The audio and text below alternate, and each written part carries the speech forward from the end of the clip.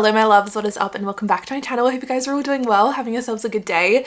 I am excited for today's video. We're going to be diving into my net worth, which is something I've never covered before. I've actually wanted to do one of these videos for the last 3 or 4 years, but I've just been too nervous to.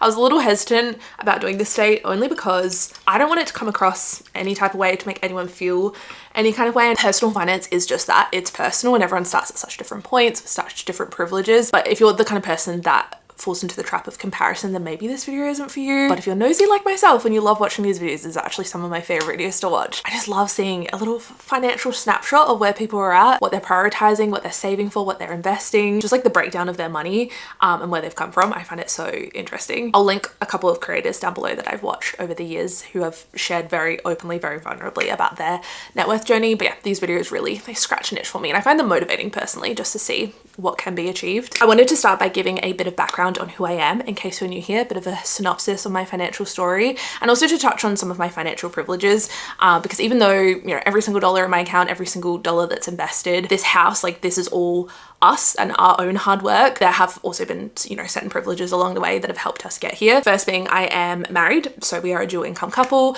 There's just certain things like borrowing capacity, servicing a mortgage that just wouldn't be possible on a single income, so that's definitely a privilege. And then we also had a guarantor on our mortgage, which I've touched on before. Basically meant that we could get into the property market probably 6 months sooner than we otherwise would have, and just gave us a lot more flexibility in terms of our deposit and how much we put down. It meant that we didn't have to pay lender's mortgage insurance. I'm not sure how it works in other countries, but here in Australia, if you put a deposit of less than 20% down, you have to pay the bank lender's mortgage insurance to basically ensure that you will pay the mortgage. It's honestly stupid. It's stupid. I know in some states they waive the lender's mortgage insurance for first home buyers. That was not a possibility here in South Australia. I'm not sure if things have changed now. We also weren't eligible for any first home buyer schemes, no building schemes, none of that, just given the value of the property and the area that we were building in. So we were really lucky to have a guarantor, and yeah, definitely helped us a lot. In saying that, everything that we put towards this house, every cent that's been paid off, our deposit, everything was all our own money. It just, in the bank's eyes, gave us more flexibility and meant that we didn't have to pay this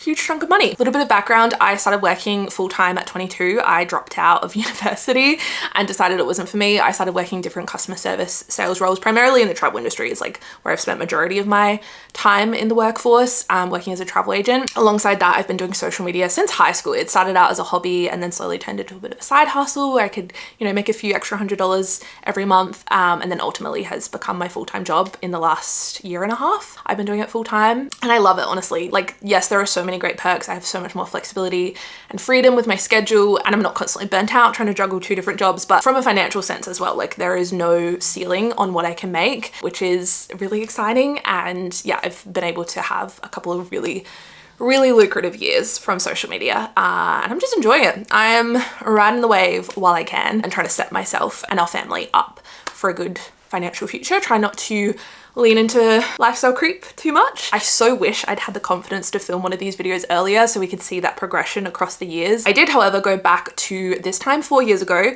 October 2021. I just turned 25. I'm about to turn 29, which is terrifying. And I've managed to pull all the numbers, how much I had in savings, what we had in terms of assets, in our retirement funds, our student loan debt. So I'm gonna go over 4 years ago and then we'll compare it to where we are now with our numbers. I found this exercise so interesting. It's crazy how quickly things could change.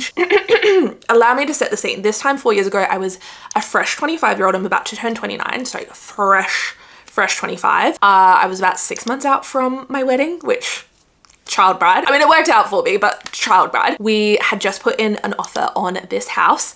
I say this house, but it was a patch of dirt, and we were in the process of speaking to our broker and trying to organize our home loan. We didn't actually settle on this land until February of the following year. It was a very long drawn out settlement. At the time, I was making $47,000 a year. That was my base rate. I was probably making closer to like $54,000, $55,000 after penalty rates and overtime. And Nick had just graduated from university. He wasn't yet admitted. One thing about studying law, which I never had any idea about, I'm not sure many people do. He did a double degree law and media. He was at university for 5 years. You can graduate from law and not actually be a lawyer. Like, you then have to do a further 6 months of study to be admitted as a lawyer, and add that on to the student loan debt. So he was just graduating from university, just beginning his career, but wasn't yet admitted as a lawyer. Social media at the time was still very much a side hustle. I went back and looked at my YouTube AdSense, and across the entire year I made $3,373. I was definitely not the most consistent when it came to YouTube at the time, and I don't remember really doing many brand deals back then, maybe like 1 or 2 across the year. So I'd estimate probably like $2,500 after tax. Still very much a baby in terms of income. In terms of assets, we didn't own any property. We were trying to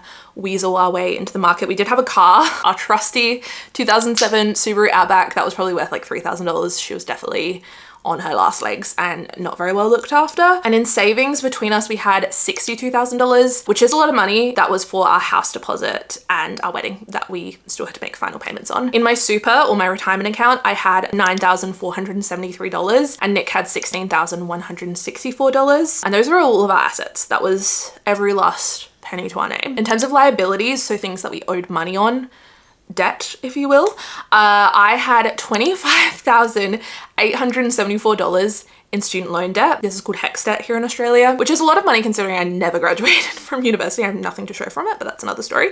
And Nick had $48,324 in HEX, which our student loan debt is not something I really talk about. I feel like it's very different from other countries. Our student loan debt dies with us, which is stunning. So God forbid if anything were to happen to either of us, it's not something we have to worry about. It's also calculated based on your income. So if you stop working, you don't have to make repayments on it, which is really nice. I think the current indexation rate is like 3.2%. So it's not worth paying off. At least in our case, we have a much higher mortgage. Interest rates on savings accounts are higher than 3.2%. And it's paid off based on your income. So if you work a traditional 9-to-5 salary job, I'll use Nick as an example, say his paycheck is $3,000. That $3,000 is after tax and after his HEX repayment. It's not something I ever really thought about when I worked a normal job. It didn't affect us in terms of our borrowing power. At this point in our life, it doesn't make sense for us to pay any extra on it. But we'll get into our current balance and where that's sitting at in a moment. But total net worth this time 4 years ago, between us both, combined total net worth was $16,439. So humble beginnings this time 4 years ago. When we get into where we're at now, it's crazy to see just how far we've come in the last 4 years. I'm so proud of us to look back and then see where we're at 4 years. It makes me so excited to see where we might be in 4 years time. Obviously, we're about to enter a very different stage into parenthood, and I'm sure things are gonna look very different 4 years from now. But if we've been able to achieve what we have in the last 4 years, I can only imagine where we'll be. So let's have a look at where we are right now in present day at almost 29 years old, how much we have saved, what we have invested, and what debt we have. I'm going to be referencing the net worth dashboard, which is part of the 2.0 spreadsheet from Copland. I always have a link down below along with my discount code. This allows me to track our net worth every single month, which I find so motivating, because sometimes, you know, if money dips from your account, say you're saving really hard for a house deposit and then you actually put that deposit down, it's like, oh, suddenly I feel like I have no money, but that money is tied up in your home, which is an asset. Or maybe you're working really hard on paying down debt, being able to see that extra $1,000 that you put towards your car loan last month, that you can visually see that has an impact on your overall net worth, even though it's not technically money in your account. So let's start by looking at our assets. Our number one biggest asset by far is our property, this house that we're currently in. This house was $650,000 between the land and the actual overall cost of the build. Maybe it was a little bit more than 650 because we added a couple things on. 650, 660, give or take. We were so lucky when we got into the property market. It felt like a really bad time to buy at the time, which is so funny. Everyone was telling us like, oh, the market's gone crazy. This was just post-COVID, like end of 2021, beginning of 2022. So many people were like, oh, it's not a great time to buy. And look at us now.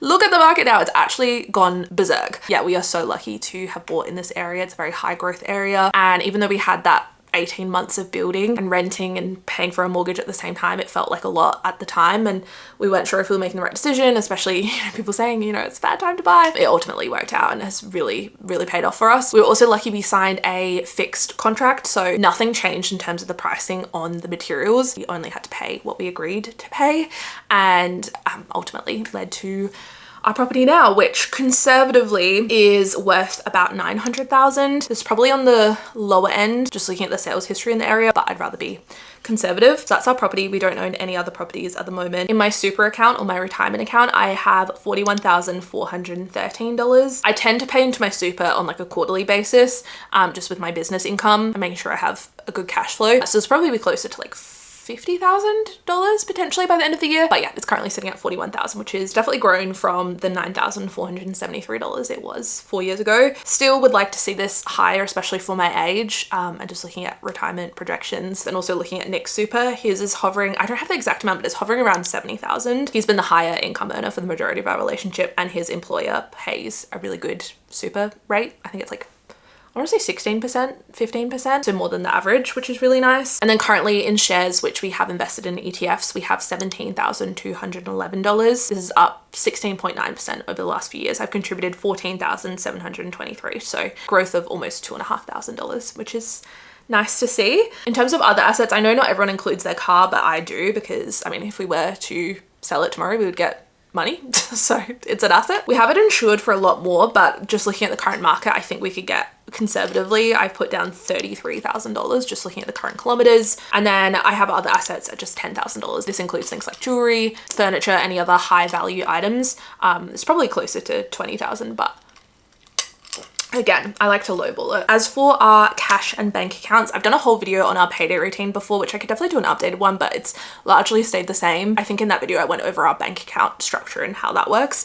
But we have our everyday checking account, which we used to use a lot more, but we now put everything on a credit card and just pay it off in full at the end of the month. So at the moment that has $805 sitting in there. We have $5,000 in savings for maternity leave. I am self-employed, so that's something I've got to keep in mind if I want to pay the bills and not work at the same capacity as I am right now.